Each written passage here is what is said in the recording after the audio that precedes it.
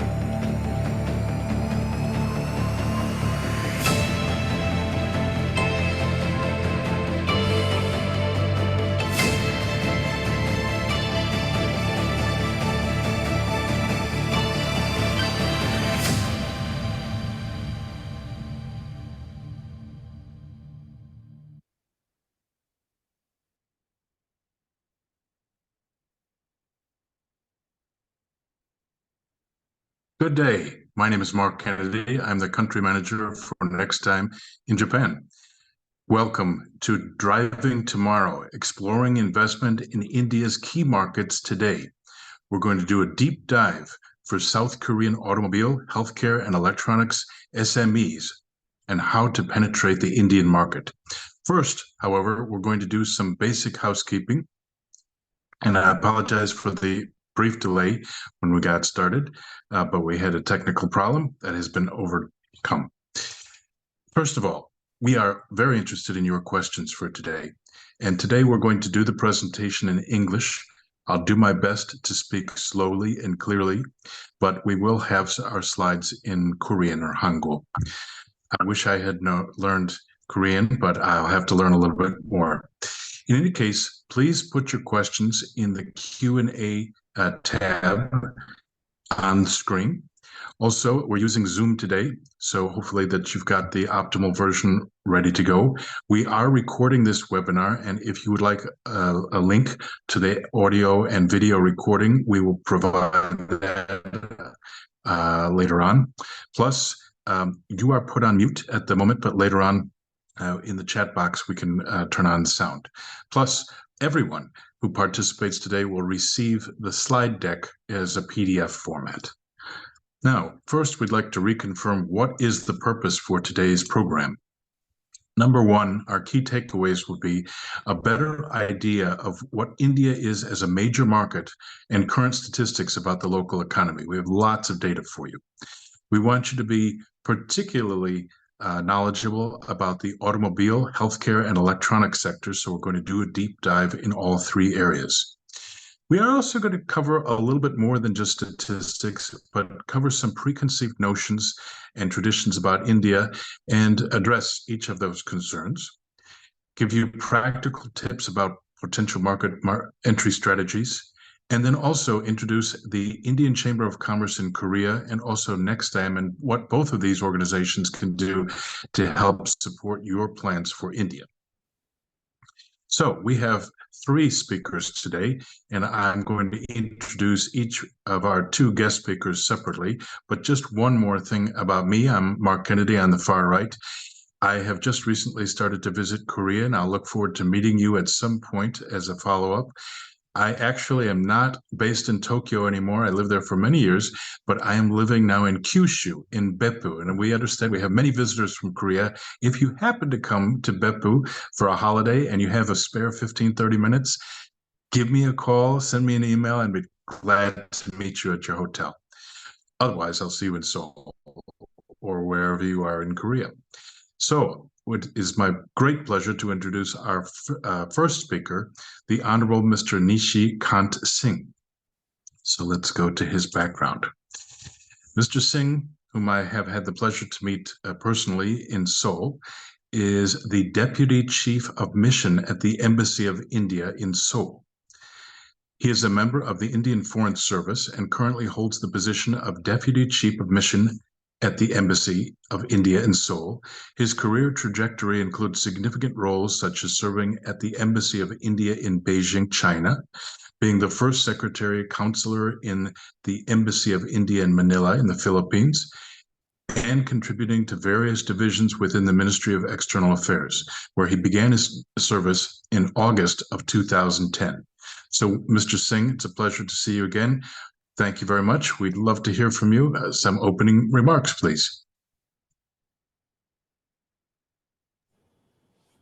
Thank you. Thank you, Mark. Annyeonghaseyo to all the Korean audience here. So a very warm welcome to this session, which has been very well organized by Indian Chamber of Commerce in Korea in partnership with Nexdigm. As I can see today, they are gonna make, as Mark told, a deep dive into the opportunities which are present in India across different sectors. I won't be discussing more about those because I think so. And through these presentations, you will get a very good glimpse of it. I would rather try to keep my opening remark as very short and brief. And I would just like to tell you that the current time to look at India is most apt. In Korea, among the Korean businesses, people that think about India, you have inhibitions about India, but there are more than 550 Korean businesses already working in India with increasing presence across different sectors. So you have the bigger one, and even if you have the SME sectors working in India, and this growth is going on. And as I may suggest, because I keep on interacting with a lot of Korean businesses here in Seoul and even in different provinces, and the only piece of advice which I prefer to tell them is that right now is the best time to join the ongoing journey of India, which is a very fast growing and moving journey.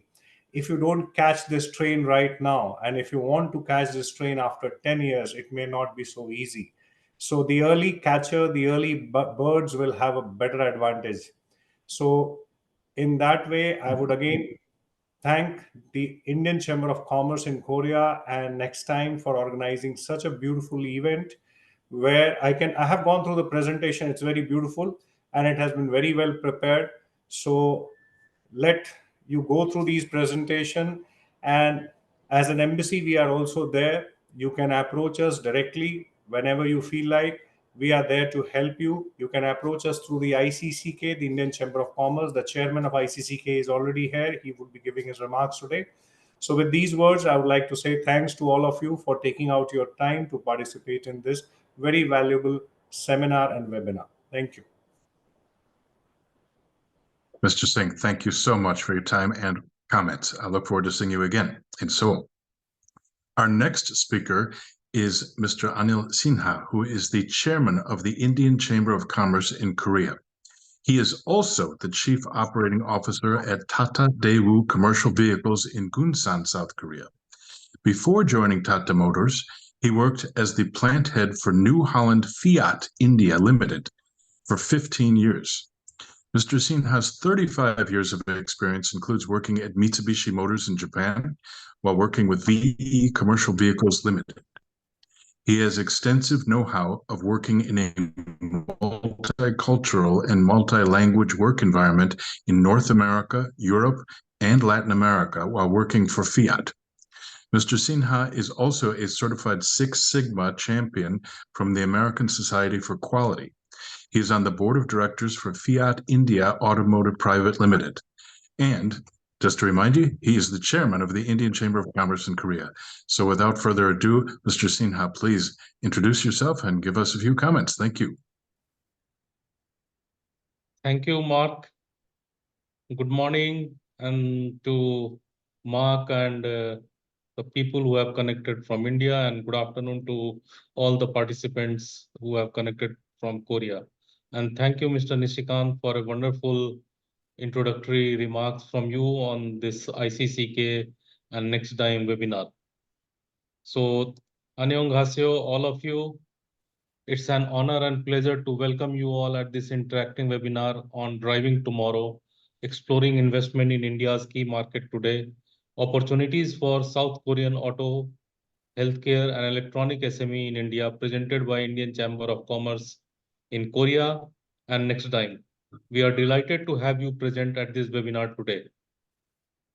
I am Anil Sinha, Chairman of Indian Chamber of Commerce in Korea. Having lived in Korea for more than 4.5 years in total, I currently serve as Chief Operating Officer and Vice President of Tata Daewoo Commercial Vehicle, one of the largest. It's a 100% subsidiary of Tata Motors, one of the largest group of companies in India. ICCK was established in 2010 with a vision to play a vital and valuable role in the economic development and trade promotion between the two countries, Korea and India. With a steadily growing membership base, ICCK facilitates connection between Korean and Indian business houses to explore mutually beneficial opportunities. Being in automobile sector for last roughly 38 years myself, I can relate to one of the topic in webinar very well today. And considering it as one of the booming industry in India, I believe Korean companies interested in India should seek consultation beforehand.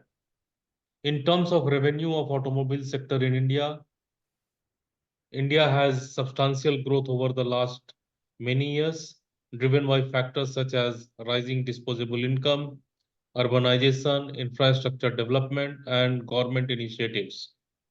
In fiscal year 2023, the Indian automotive industry's revenue was approximately $118 billion, with total vehicle production of 25.9 million units. So currently it is one of the third largest automotive production base in the world. The number can fluctuate annually based on the various factors, including changes in consumer behavior, government policies, global economic trends, and the performance of key players in the industry. The good news is that 100% FDI is allowed under the automotive sector, and there is a lot of opportunities to invest in India in this sector. And same is the situation for the healthcare and the electronics. The total FDI for the automotive sector in India was 15.8% for the total FDI in 2020-21. So it's a very, very promising sector, and with the large population base and disposable income, it is ever growing and continues to grow. I extend a special welcome to our distinguished speaker, Mr. Mark Kennedy, head of Nexdigm. He is based in Japan, but currently he is in participation from US. And as we navigate through the discussion, I encourage all of you to participate, ask questions, and engage with your distinguished speakers. Your interaction will undoubtedly contribute to the richness of the dialogue and make this webinar a truly rewarding experience for everyone involved. Once again, thank you for joining us today, and we look forward to an informative and engaging session. Without further ado, let's commence today's program. And Mark, the virtual floor is yours. Thank you very much, all of you. Kamsahamnida. Chairman Sinha, thank you very much. Kamsahamnida, back to you. Very good. Jugal, please forward to the poll question, because just as Chairman Sinha said, we want to make this as participative as possible. We have a question for all of you first. We're curious to know, how soon is your organization, your company, planning to establish some sort of a presence in India? Please use the tool for Zoom, and there's no wrong answer. We're just curious. This is an anonymous survey too. If you wouldn't mind taking a minute, we'd be curious to know how many are already present in India, or are you planning to do so in the next 12 months, or maybe a little bit further out? Or if you don't have any plans at the moment, that's absolutely okay. Please take a moment to vote.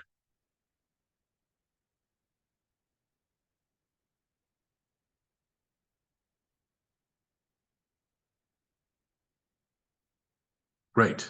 Okay. Oh, there are the results. Very interesting. Oh, it looks like quite a few of you are already present in India. That's great. Good to know. Others have plans to enter the Indian market within the next 12 months, and then a few later on after 2 years. That's wonderful to know. Thank you very much. We will keep that in mind. Let us move forward to introduce you to today's topics. We are going to cover a lot of information over the next 45 minutes or so, but make sure that if you have any questions, put them in the chat. We're going to cover some basics about the current market situation, opportunities in those key three sectors that Chairman Sinha just mentioned. Indian government is very keen, and Mr. Singh can tell you all about this. There are all sorts of specific initiatives run by the central government and many incentives available for foreign direct investment companies. So we're going to give you an overview of those. We're going to talk about the very powerful and successful diplomatic relationship between India and South Korea. Of course, Mr. Singh can give you lots more information about that. And then we'll talk a little bit about those myths and misperceptions about investing in India and how India has become a really good place to do business right now. At the end, we'll tell you a little bit about Nexdigm so you know what to expect if you work with us. Okay, let's take a look at a snapshot of India today. First of all, I'm sure you've all heard the news about India recently being determined to be the world's largest country in terms of population, surpassing 1.4 billion people. What you might not know, though, is that it's already the fifth largest economy in the world, with $5 trillion of GDP as a goal for the next couple of years. And all of these very aggressive goals recently have been achieved by India. So we can expect that. What's driving some of these things? Well, first of all, the middle class is growing. Now, of course, when you think about 1.4 billion people, that's a huge market. But even if you're not going to target all 1.4 billion Indians right away, you can be rest assured that there's a substantial and growing middle-class market. The per capita income has actually tripled over the past 10 years, and we'll give you more information in a couple of slides forward about how much bigger the market is actually going to become. Another thing that's very interesting is the population is moving toward the cities, the urban centers. The Indians are very organized. They have different types of sizes of cities, so primary, secondary, tertiary levels. But more than 400 Indians are going to be moving into urban areas by 2030. So this gives you an opportunity to target a little bit more effectively. Plus, India is already the third highest FDI market for greenfield projects. That means starting from scratch and setting up a manufacturing organization. It's a huge amount of money, $71 billion US in 2023. Over on the right, you can see some well-known names from around the Asian Pacific area, including, of course, some very large companies from South Korea that have already invested heavily into India. But why should you consider India right now as an investment destination? Well, there are all sorts of reasons. First of all, as you see, there's already a strong FDI inflow. You would be in good company here. India, like South Korea, has rapidly digitized their economy. So that would be probably a relatively easy transition for South Korean companies. I'm going to get into more details in just a minute about this, but the Indian government has provided at multiple levels, the federal level, state level, and municipal levels, all sorts of subsidies and tax incentives that you can take advantage as a foreign investor. Plus, there is much strengthened intellectual property laws on the books. So you can rest assured that your valued inventions and so forth will be recognized and be successful in India. A couple of key facts here. It's already the largest internet market in the world with over 800 million active users. I mean, the numbers are just boggling. The other thing that has already always been amazing to me is that the average age of Indians is still only 28 years old. And I can attest to that. My colleagues, many of them at Nexdigm, are quite young, but I really enjoy working with them. It's like the polar opposite to where I am in Japan, where the average age is so much older. And I understand in South Korea also pretty old. So it's very different.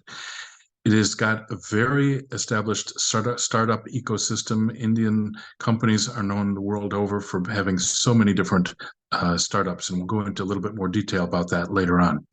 Mr. Sinha, Chairman Sinha, already told you that India is the third largest automobile market in the world and heading to be bigger than that. And we've already covered the digital economy. Plus, India is the pharmacy for the world. So 20% market share of the global supply of generic medicines already. And India is rapidly moving toward much further beyond generics. Now, today we're going to go into a deep dive into 3 sectors that are really, they've been targeted by the Indian government. So let's take a look at those, beginning with the automobile sector. Now, of course, Chairman Singha can keep me honest. He will make sure that I'm saying the right things here. But first of all, as I just mentioned, India is already the world's 3rd largest automobile market in the world. And South Korean companies are very well represented already in India. But there's more room to grow. As you can see, the market is literally going to be tripling over the next couple of years. In terms of market share, we estimate that India's GDP, or the automobile sector, accounts for almost 10% of the entire GDP, as Mr. Singh had just mentioned. In terms of the number of vehicles, you can see it's a staggering amount. 363 million vehicles have been registered as of right now. The CAGR here for growth, particularly in the EV or electric vehicle segment, is staggering as well. It's 50% growth over the next several years, over the next decade or so. Plus, EVs are expected to capture at least 30% of the market by 2030. So you can see that the market is large already, and it's going to get a lot bigger. So if you haven't invested now, let's say you're a supplier to a large manufacturer, now would be a really good time, as Mr. Singh just mentioned, to enter the Korean market. And to help you do that, you can see on the right, there are lots of specific incentives that are designed just for the automobile sector that would help you do that in virtually every part of the country. We won't go into too much detail about that right now, but it's also important to understand that there's no need. You don't have to have a partner in order to establish a company in India. It's generally a good idea, but it's possible for you to enter the market entirely on your own. We would be glad to give you more details later on. Now let's cover the healthcare sector too. Healthcare is another booming business in India. And as you can see, the growth rate is going to be somewhere between 15 to 17% CAGR for the next several years, growing from a base right now of 325 billion, which is already pretty big, to over 650 billion by 2028. As we just talked about, India is already the pharmacy of the world, particularly in terms of generics. But look at the number of startups there. There are 4,000 healthcare startups working in India right now. So many opportunities to partner or potentially acquire these companies to get a head start in the market. Plus, interesting fact about India, it is a major market for medical tourism from other parts of the world. On the right side of this slide, you can see, just like as in the automotive sector, there are many different incentives for helping manufacturers from abroad get established in India. So, for example, particularly as it relates to pharmaceuticals, there are lots of specific incentives that you can avail. Plus, this goes across the entire country. In the bottom right-hand corner, I'm not going to try and pronounce this, but in any case, what's important to note is that India is very much aspiring to have the world's largest national healthcare scheme to basically cover ultimately all citizens. It's a fantastic program, really important, so that India doesn't leave any of its citizens behind. And especially in terms of healthcare, this will be important in the market as a market driver for the years to come. We would also like to cover a little bit more detail as it relates to the electronics market, which I know is very important for South Korean manufacturers. Once again, this is another very large market already. The estimated value is somewhere around 155 billion US dollars, and most of that is from domestic production. That is expected to basically double between now and 2026. You can see that, well, in terms of data cost, there's been a tremendous reduction in fees over the past decade or so. The number of mobile users, as I mentioned before, is already the largest number in any one country in the world. Plus, it is the second largest mobile telephone manufacturer already. And of course, I'm sure you've heard the news about how Apple Computer is actively shifting production from China to India. So that's part of the China plus one strategy. India really is aiming to capture not just Apple's business, but all sorts of global electronics manufacturers and other manufacturers' business as they shift the supply chain out of China, or at least not totally out, but at least shift a portion of it to other countries to diversify. And India is a primary destination because it's not only good for exporting, but it's also a very large and growing market. Plus, for semiconductors, the estimated global share is going to be 10% by the year 2030. So that's another key particular segment within the electronics industry that the government is targeting. All sorts of incentives listed on the right, particularly as relates to semiconductors, for example. But there are others. Plus, there are, as you can see, greenfield electronic manufacturing clusters in 16 states. What that means is there are designated areas in the country, basically industrial parks, that have all of the infrastructure that you would need. So, of course, a dedicated supply of electricity, clean water, and so forth. All of the things that you would need in order to produce high quality, high precision electronic. Let's take a closer look at the government's longer term vision, because even though India is already an exciting large market, it's only going to get that much bigger. Now, the government of India has a very long-term strategy by the year of 2047. So I know it's quite a ways in the future, but it'll be here before you know it. The estimate is that India by that time will become the second largest economy in the world. What that means is that the nominal GDP will be up to US $30 trillion. More importantly, the United States, or the per capita GDP will be around US $30,000 by that time. So that's 13 times growth from the current base. Also, the middle class population that we talked about before is estimated to grow to 2/3 the overall population by that point. And that's really important because even though the middle class population right now might be not as large as the 1.4 billion people in India, it's expected to grow very, very large. And it's a tremendous market opportunity for you. Now let's take a closer look at some specific initiatives of the central government and investment schemes and incentives that support those. First, some quick housekeeping here. We have quite a few key initiatives to cover here. I'm not going to go into too much detail here, but a couple of the key ones. And of course, Mr. Singh can tell you all about each one of these, and his team can do that. Make in India. Now, this is a really important one.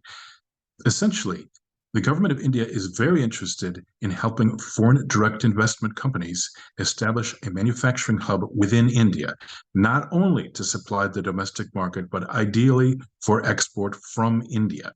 There are lots of support mechanisms that go into this, and it covers basically every industry that you could think of. We can help you identify those. We're going to go into a little bit more detail in just a minute with this, but there's something called PLI, which stands for Production Linked Incentive Schemes.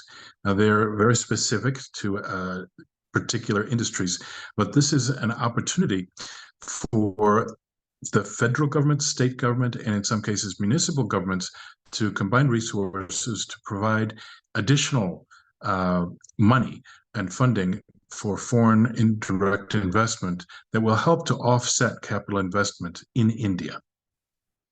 Plus, infrastructure initiatives. As you can see, India is actually developing new cities, new industrial cities with world-class infrastructure such as high-speed trains, electricity, and of course, clean water.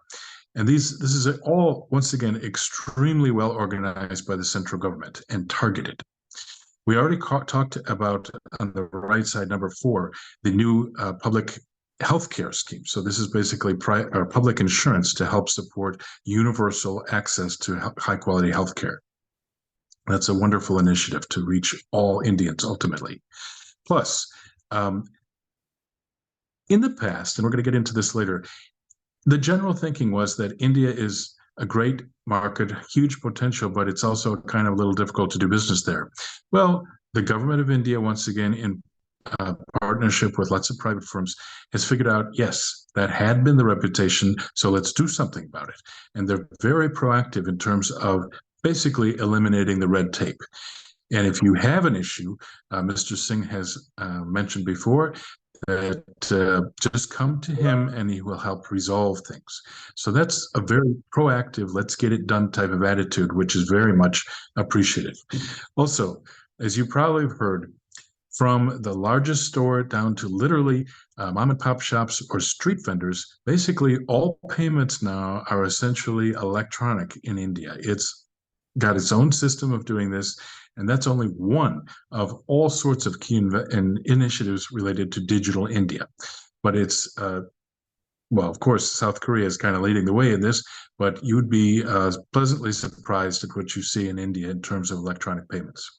Now let's take a closer look at the attractive incentive schemes that are available. Now, there are all sorts of things in terms of government incentives. If you can move the slide forward, that'd be great. There are tax exemption programs also for new manufacturing companies. You can see that the concessional corporate tax is frozen at only 15% for several years. That's a tremendous advantage that India has over other developing markets and markets that you might be curious about investing in. Then there are specific incentives per sector, and this is by the central government and in some cases state and local governments as well. We talked about production-linked incentives. These are also available for, as you can see, between 5 and 10 years.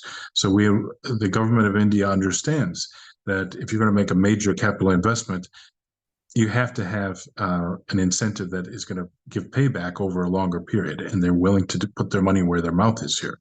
So it's a great opportunity. Okay, let's take a quick dive at a little bit more specific in each of those three target sectors. So we talked about the automobile, healthcare, and electronic sectors. This slide, which we're going to share with you later, if you could go forward a couple of slides, that one, yes.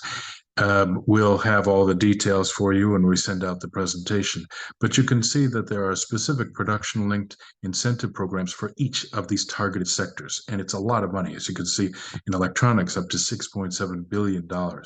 And that covers 2 to 5% on incremental sales for 4 years for specified electronic components. That's just one example of many. In addition to that, if you could take a look at the semiconductor area, you can see there's a 25% capital subsidy. And plus, you have to think about, you can combine some of these incentives. So by doing your homework and having a partner that will help you negotiate terms, you can actually offset quite a bit of capital expenses right out the door. Also, on the automobile sector, we talked a little bit about the electronic vehicle market and how it's growing so much. India, once again, has a vested interest in electronic vehicles, especially to reduce pollution. And as a result, you can see the GST, which is the general sales tax, has been reduced from 12 to 5%, specifically on EV cars. So once again, there are many different ways and incentives at different levels that the government is committed to applying toward these specific market opportunities in the automobile, healthcare, and electronics areas. Okay, let's shift gears, so to speak, just a little bit and talk about the wonderful diplomatic relationship between South Korea and India. You could move forward. First of all, it's the 50th anniversary of this special strategic partnership linking India and Korea with the startup hub SIPA Free Trade Agreement. All of these are major initiatives over this 50-year anniversary between the relationship between South Korea and India. Already, South Korea is India's 13th largest investor in the economy. And as Mr. Singh mentioned before, there are more than 500, he mentioned 550 South Korean companies active in India already. But we're just getting started. We're interested in your firm too. Now we know that 1/3 of you are already there, but that means that 2/3 of you are not. So we want to help get you to India.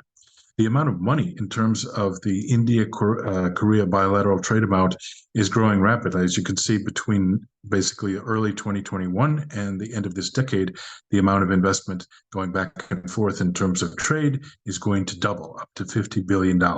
And that might be a conservative estimate. Plus, the amount of foreign direct investment from South Korea into India is already at $5.7 billion. And that's over the past 3 years. So, are you still with me? It's time for another question. Let's take a look. We have one more thing to ask you right now, and you can vote just like you did before. We're curious. When you think of India, and please just choose one. I know you might want to choose more than one, but just choose one.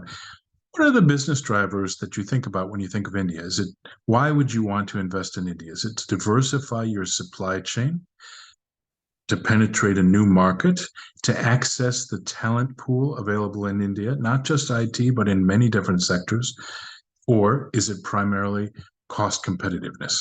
Please vote now. And this time, just vote for one. I know you're probably interested in all four. That's what I would try and vote for, but just pick one, the most important for you.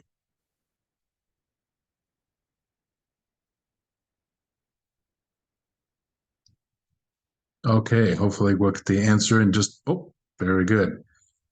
Interesting. So diversified across all four areas, but the number one thing is new market penetration. Terrific. Well, as you can see, in various markets, particularly automotive, healthcare, and electronics market, the market is large now and getting much bigger. So that makes a lot of sense. Also, several of you voted for diversifying the supply chain. Excellent. So perhaps out of China and into India. Very good.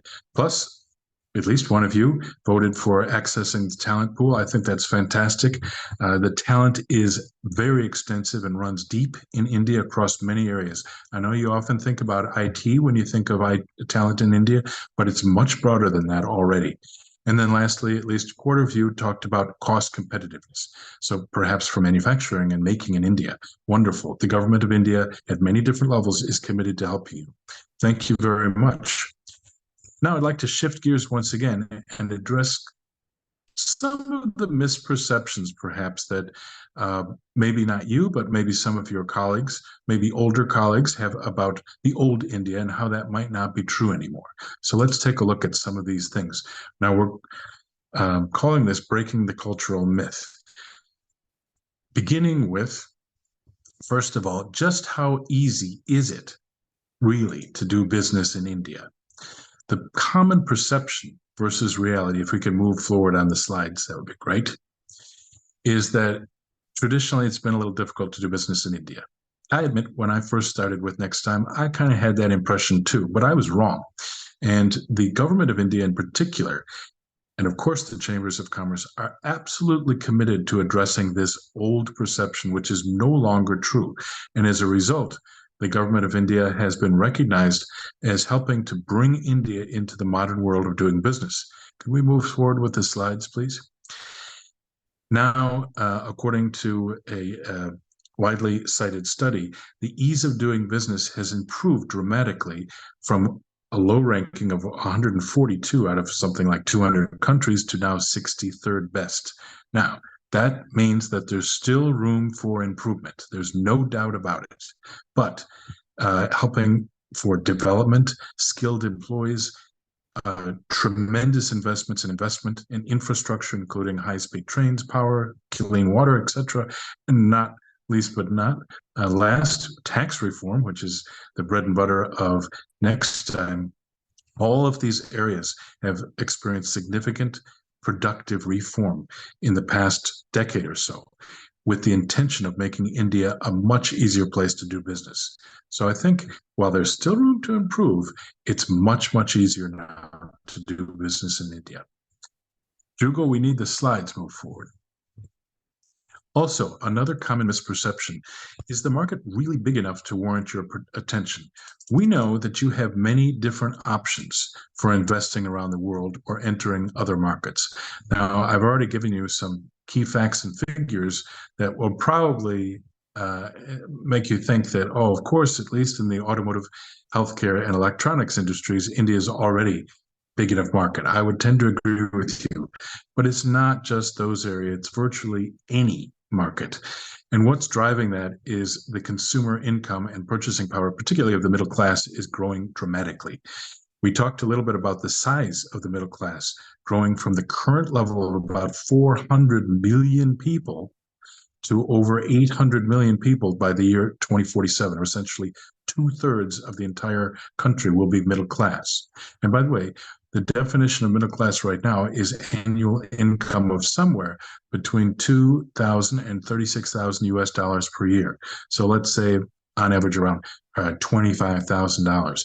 That's a lot of income spread across 400 million people. That already gives you a pretty big market. And that's now. It's growing rapidly. And in fact, it's going to grow by 6 times. Per capita income will grow by 6 times by the year 2047. I'm not sure if the slides are advancing, Jugal. Also, another common misperception, what about logistics? I've always heard that it's difficult to get products from point A to point B in India, and it's not worth the effort to go through and try and get your products moved around India. Well, yes. In the past, that had been the case, but no longer. And as a matter of fact, the central government has made a concerted effort to address this issue, particularly on that last mile delivery, to make it much easier to transport goods across the country. Plus, cost. It used to be quite expensive to move goods from point A to point B across India and the different states across the country, but now it's much more reasonable at this point. Oh, okay. Also, Nexdigm has a long-term partnership with all sorts of different logistics firms, and many of them are participating at the highest level of logistics. So, for example, providing healthcare products or pharmaceuticals that have to have everything, of course, lot traced and so forth, and everything is now digital. There are standardized units for storing physical assets and so forth. Plus, there are logistics parks all across the country. So it's now much more efficient to manage logistics in India. Okay, one more thing. What about taxes? Isn't the tax code complicated? Well, it used to be. That's absolutely true. In the past, that was the case. It was much more difficult to manage to pay taxes on time and without mistakes, and then ultimately to repatriate profits earned in India back to your home country in South Korea. Well, big changes have happened across the board when it comes to paying taxes in India. Probably the largest single thing that changed was the introduction of the general sales tax in the year 2017. So as you can see, it's already been 7 years since that happened. Basically, all sorts of different small taxes were consolidated into one general sales tax, which is very useful. And it's also helped the central government and state government and local governments collect a lot more taxes, which then they can invest in the economy. Also, the corporate tax has been lowered down to a range of somewhere between 25% and 17%. And remember, for the new businesses for the first 10 years or so, it's down to 15%. So that makes India a very attractive market for foreign direct investment. Plus, as you can see, it's much more easy to resolve issues in court if necessary. Plus, key issue, Mr. Singh can tell you all more about this, but India and Korea have a tax treaty to make it easier to repatriate profits. Okay, one last misperception about India that I'd like to address, and that has to do with the ease of communications. Sometimes there's a perception that it's difficult to communicate with people in India, but that's not true. First of all, the literacy rate has grown tremendously. So now essentially 75% of all Indians are literate. Now, that does not mean that they are literate in English, but a large number of Indians are literate in English, and most likely the people with whom you would do business directly can speak English quite well. Curiously, there are already 17,000 Korean nationals in India, which is a very large number relative to other countries. That's a lot more than the Japanese have in India, by the way. Also, there are 7,000 Indians residing in Korea, which is also a relatively small number, but it's growing. The one interesting anecdote, by the way, that I can compare South Korea with Japan when it comes to sending expatriates into India. Very interesting. Japanese people generally tend to stay only 3 years and then they're transferred back home. But now this is not always the case, but I've heard rumors that Korean businesses are much stronger in the sense that they have their overseas assignments last until the company turns a profit in India, which is fantastic. That's really a strong incentive to make the most of their time in India. Now, I don't know if that necessarily translates into many more years, but it's as long as it takes. But it's that fantastic spirit, though, I think, that maybe is responsible for having so many South Koreans in India already. Plus, a very small but interesting point, there are apparently 500 words in both the Korean and Tamil languages that have this similar pronunciation. Now, they might not mean the same thing, but they sound the same. So that's probably certainly, at the very least, an interesting dinner conversation. I'll have to learn a little bit of both. Finally, before we end today and get to the questions, I want to introduce to you just a little bit about Nexdigm and how we might be able to help you. Why the Nexdigm is really an advantage for you. Well, Nexdigm is the largest management consulting and accounting company based in India. So essentially, we're kind of like the big four, but we're a local company. Now, we have a lot of associates. We have almost 2,000 associates, and we are actually a multidisciplinary global organization with offices all over the world, including in the United States, in Europe, and in the United Arab Emirates. We have 6 decades of experience. The firm was founded in the early 1960s as an accounting firm with just one associate, and now we have over 2,000, many of whom are certified public accountants, or as they say in India, chartered accountants. We have lots of international clients. We have about 1,200 clients around the world, but of those, that represents clients from 50 different countries. And as you can see, we have really focused a lot of attention, especially in the past 20 years or so, on helping foreign direct investment companies get set up in India. So we've literally helped 500 companies establish operations in India, and many of those assignments included identifying and helping to negotiate those incentives at various different levels, including, of course, the national government, but it's sometimes more difficult to find out information about what's available in terms of investment opportunities and incentive programs at the state and local level, and we can help with that. We also do market research. So we know that several of you are still not ready to invest in India. You told me at the beginning that several firms are thinking about maybe 2 years out. Well, that's okay. There's still time to get going. Probably step one would be to do market research. That's what we'd recommend. We can help you find the basic facts and figures about your specific niche market. It can be within a large market, but your specific area, we will do a deep dive for you and find out all the information that you need to know about that market and help you develop a market entry strategy. We also help with joint venture partner identification. If you're just looking to test the waters with a distribution channel partner, we can help you find those too. If you're more interested in acquiring an Indian firm, whether it be a startup company or a more established company, we have a whole team called Transaction Advisory that will take your requirements and go out and find you a partner. And we find multiple partners and we'll help you negotiate along the way. On the right, you can see some of our capabilities. And as a matter of fact, we'll go into a little bit more detail in the next slide on that. We cover lots of information. So as you can see, if you could go to the next slide, please. We're basically working in 2 different areas. On the left side of the screen, this is probably where we would start to work with your company to help you, first of all, do market research and then help you develop a market entry strategy. In many cases, that will involve setting up your own legal entity in India and managing it. We actually, on the right side, can help you with all sorts of outsourcing things. Now, even if you're just in Korea, not actually present in India, we can do this as a back office function. But if you are in Korea, let's say you want to focus on manufacturing. You don't want to spend a lot of time on finance and accounting. Well, we can do that for you. You can outsource that to us, including all the way down to collections. That allows you to focus on what you're best at. So it could be manufacturing, could be sales and marketing, and let the back office functions let us handle that, including all tax compliance.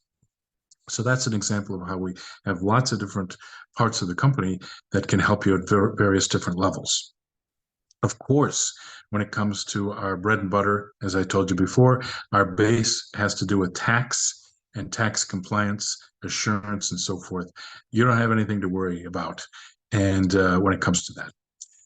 Also, we wanted to give you some, if we can move forward, some sense of our experience specifically with Korean companies. Now, most of our clients ask us to be confidential, and so we can't identify individual names at this point, but as you can see, we worked with 10 clients, so from thus far with ties to the Republic of Korea. We've helped with all sorts of different projects, including setting up subsidiary companies, business advisory, of course, all the tax side of consulting, and then also global transfer pricing. We've done all of that for Korean companies. In terms of sectors, we are what they call in India industry agnostic. We work with any industry, but it just so happens that we have a base in the three industries we talked about today. Healthcare is particularly strong at Nexdigm. We derive almost 40% of our revenue from healthcare related businesses, but we're also strong in the automotive sector, electronic sector, and financial services sectors in particular. Another one that, curiously enough, food processing. We have a long history of clients in that area. So we can help you with just about any of these in terms of market research, partner search, and establishing your own entity. The other thing I wanted to stress is that we can help you over time. If you can move to the next slide. We talked on the left about market entry strategy. First of all, we'd strongly encourage you to do some homework, have us do the work for you. We will investigate based on your needs, your specific market niche, and help you develop an entry strategy. Then in the middle stage, let's say you're looking for a partner.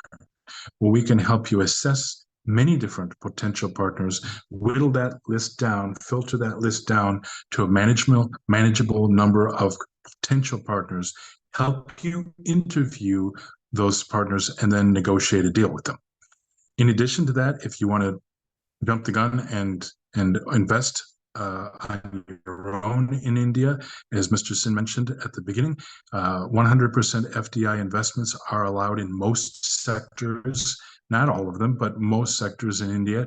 We can help with absolutely every stage of the process, including the work afterwards, which is ongoing support. So let's say, as we talked about before, you want to focus on sales and marketing or manufacturing, and you want to outsource finance and accounting, including collections and tax compliance to us. That's fine. We can do all of that for you. So the whole point is we want you to rely upon Nexdigm as your partner when it comes to doing business in India at every step of the way. So this brings us to the end of today's presentation. Thank you very much for listening. If you have any questions, we'd like to see them in the chat. We actually collected a few questions in advance, so I will wait for you to put your questions in the chat if you've got any. But in the meantime, I'll read you some of the questions, and we've prepared a few answers for you. One question that we got had to do with those initiatives that we were talking about before. But the specific question was, what is the perception of Indian customers towards Korean brands? All right. Well, first of all, the answer is it's great. And I'm sure my colleagues, of course, Mr. Singh and Mr. Sinha, can tell you more about that. But over the years, we've witnessed really a growing appreciation by Indian consumers for the quality and reliability of Korean products across all different sectors, such as electronics, automobiles, and consumer goods. Of course, your largest companies like LG and Samsung continue to contribute more than 50% of the market share in certain segments, such as the refrigerator market in India. Samsung currently holds the first market position, so dominant leadership position in the Indian smartphone market. I have one too, by the way. Also, Hyundai and Kia have more than 20% share of the automobile market. So already the largest Korean firms command very large market share. But consumers are also showing very large interest in specific areas, particularly, of course, in your world-famous cosmetics market, with India emerging as a leading market for Korean beauty products with a CAGR of over 8%. So you can see this largely underscores the positive reception by Indian consumers and the growing influence of Korean brands in the consumer market of India. Actually, I'd like to turn this over, maybe Mr. Chairman Sinha, if you have any additional comments as it relates to what is the perception of Indian consumers toward Korean brands.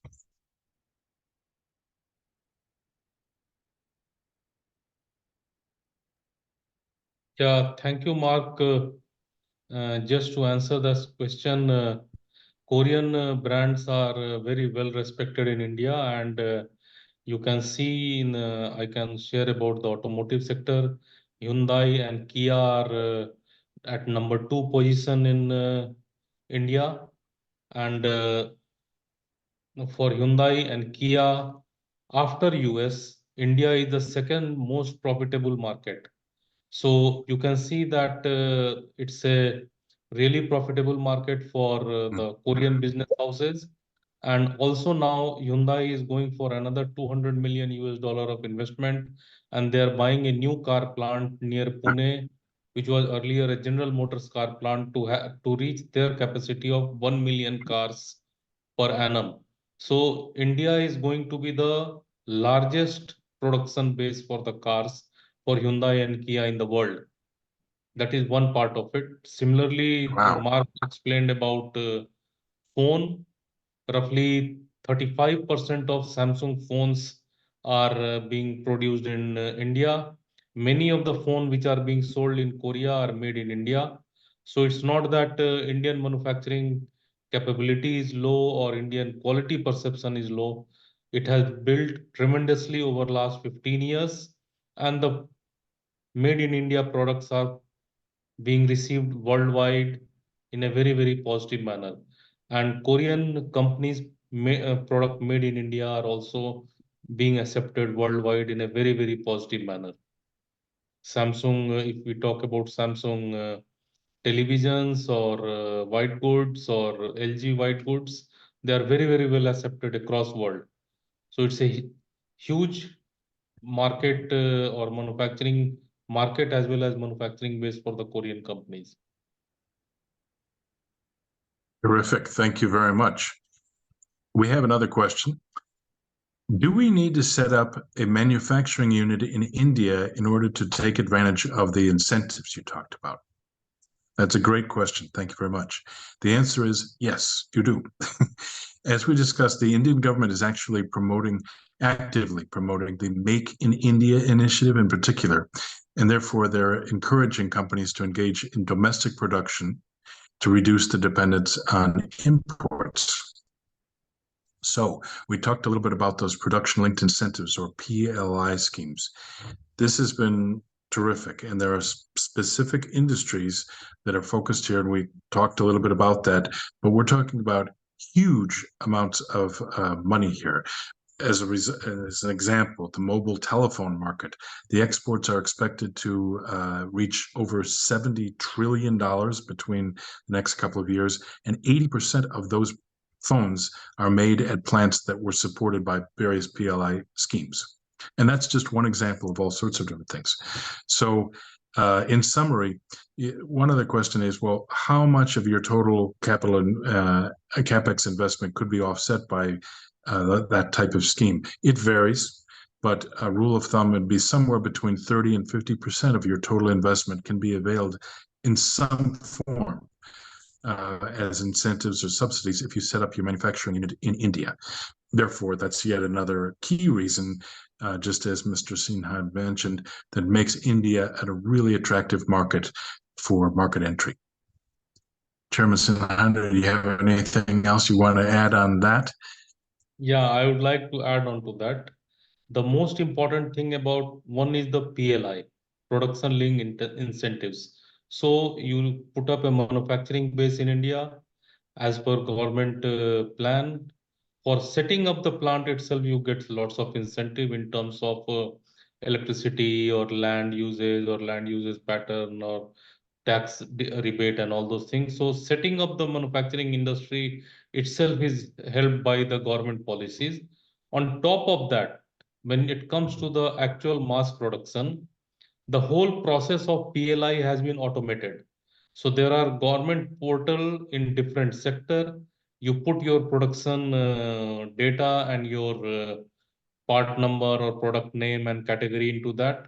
And as per the PLI scheme, which is applicable to your industry, the amount or the incentive given by the government will get credited to your account. So that is the beauty of this PLI scheme, that whatever is due to you, you are able to get it immediately. And most of the bureaucracy which was there 10 years back has been now cut short, and the whole process has been automated. And most of the manufacturers which are setting up the business or manufacturing base in India are availing this facility. So it's not one or two cases, but many more of them. Mr. Nishikant Singh can give further detail on that. Thank you. So this PLI scheme is actually spread across 14 sectors, and as detail has already been given, it's more than 40 billion US dollar incentive. So the was being pointed out by the chairman ICCK, Mr. Sinha, the same modus operandi is being followed. But in addition to this, there are different provinces in India, and the provincial governments, they also provide some top up incentives over and above this. So that's why when you are coming to invest in India, you can have the PLI is being provided by the federal government, while the provincial governments are competing with each other. So you can have some more incentives over and above it. Right now, the government is planning, because the PLI scheme was for a certain period. This period is almost about for next 2 to 3 years. Now another form of PLI schemes will be launched in different sectors. So this is an ongoing scheme. And with the learning experience, more and more value addition will be added. For example, just for an example, there on the hydrogen, green hydrogen, which is a very emerging sector. Specifically for green hydrogen, Government of India has come with an incentive of 2.4 billion US dollar, which is being split into three components. The one component goes only on the production of the green hydrogen. The second component is on the production of electrolyzer. And third component is on proof testing, meaning to say pilot projects, how we proof test what we are doing. So for the proof testing, three sectors have been identified, like hard to abate sector like steel, automobile, and transport. And for these sector, funds have been allocated. So based on the success of this, the allocation will be enhanced further, and the participation in the PLI scheme has been very encouraging. So as I told in my introductory remark, right now is the best time to get into India, because the focus on the manufacturing sector is there. So whoever comes first is going to get more advantage what you can get 10 years hereafter. Thank you very much. That's wonderful news. Terrific. We have one more question. How receptive is the Indian market for products that are expensive rather than local products, specifically in healthcare or pharma? Interesting question. Well, first of all, the Indian healthcare market is filled with medical devices and all sorts of diagnostics that come from abroad. As a matter of fact, the medical device sector, it's estimated that about 70% of the products sold in India are actually imported from abroad. So there's definitely a market segment and demand for international products. Now, in terms of the number of people that are actually using them, even if you're only going to reach the top, let's say 5% of the population, there's still an enormous market for such products. That said, it is true that in healthcare and many other sectors, India is a price-sensitive market, and therefore you have to be realistic about what your market pricing should be. Also, we often counsel our clients to do this. Let's say that you've got a global product that demands X price, a fairly premium high price. Well, you might want to sell that. There will be demand in India for that particular product, but you might want to consider, if possible, developing an alternative that maybe has a few less features, less bells and whistles, and therefore can be sold at a lower price, maybe specifically to India or other markets like India, including India. That way that you can kind of penetrate a larger segment. So that's what I would offer as an answer to that good question. Mr. Singh, would you like to add anything on to this, or Mr. Singh, please go ahead. I think so, Mark, you have answered it very aptly. Only to add one thing is that looking at India, if the maximum number of US FDA approved plant, which is doing manufacturing all over the world, the maximum number of plants are in India. That is on the drug component, on the pharma component.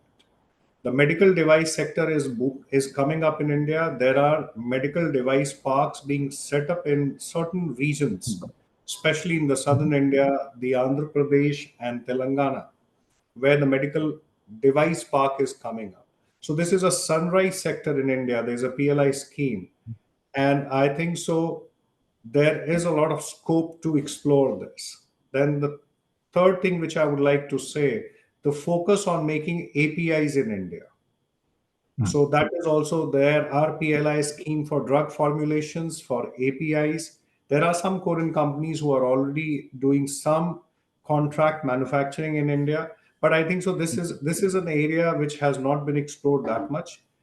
And there is a potential. So the Korean businesses, they need to look at it. Terrific.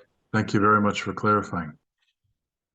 Well, gentlemen, we are out of our time, but to all the participants and, of course, to our guest speakers, thank you so much for your time today and very relevant questions. We look forward to answering any other questions that you have. And as I promised at the beginning, we will be getting back to you with a copy of today's presentation in PDF format. And if you would like the recorded video version, we'll send you a link to that too, as needed. So once again, DCM Singh and Mr. Chairman Sinha, thank you so much for your time today. We really appreciate it. And to all of our participants, thank you for your active participation. We're looking forward to meeting you in South Korea and ultimately getting you to India so you can really see what it's like. Thank you. Have a good day. Thank you very much. Thank you all. Thank you all. Thank you.